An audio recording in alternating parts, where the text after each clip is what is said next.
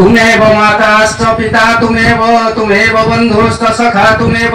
विद्यां द्रविडं तुमेव सर्वं मम देवदेव।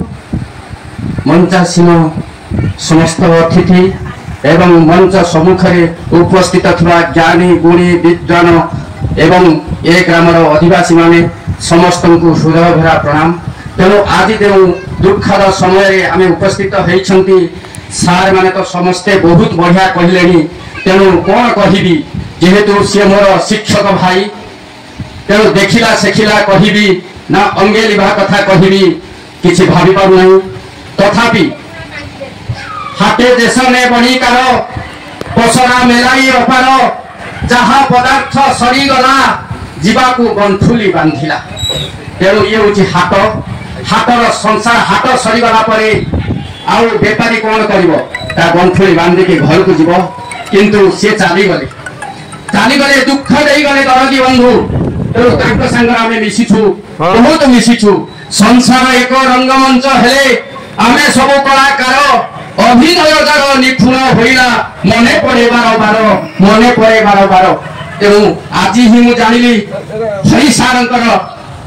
11 दिन। तेणु एपर्यंत मु विश्वास करि पारु नथली स्कूल ग्रुप रे छड़ा हेतला हिज नंबर जने सार लिखिथिले तापर तांकर फोटो थिला जो अवसरकालीन फोटो के थिला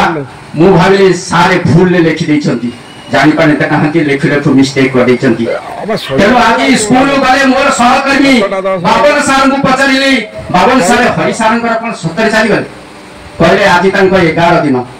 तेणु बाटरे मु जयसपुर हाई स्कूल अछि एई बाटरे गले तांको सहित केते देखा हुए कोन। तेणु तथापि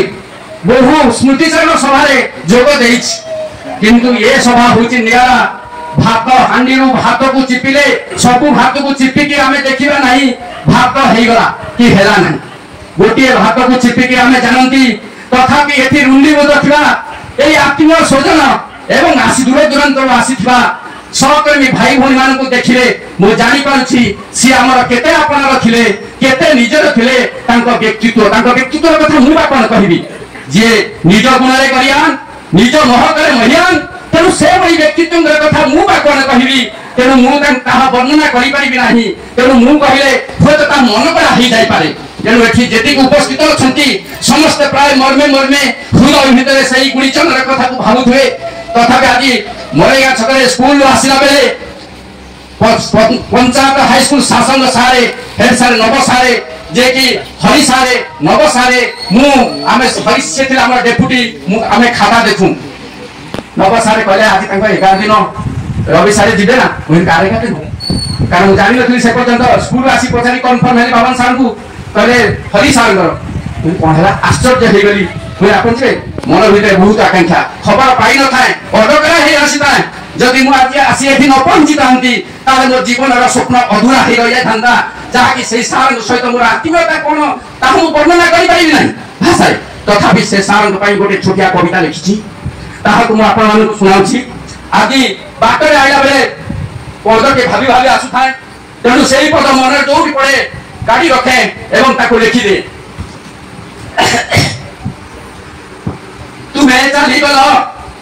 चली गल अफेरा राइजे आमको भसाई देई तुम्हें चली गल अफेरा राइजे आमको भसाई देई की स्मृति गाइबी की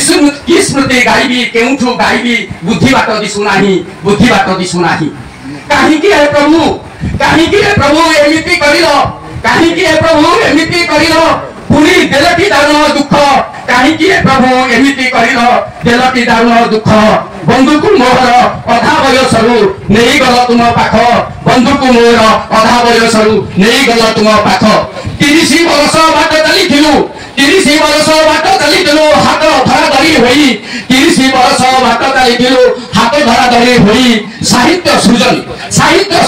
खाता देखा पुरी इलेक्शन केते कहीं बाटरे घाटरे अभा मीटिंग रे देखा होई गले टिके बाटरे घाटरे अभा मीटिंग रे देखा होई गले टिके पाख को आसे के कोले नियंती केते आपनार सते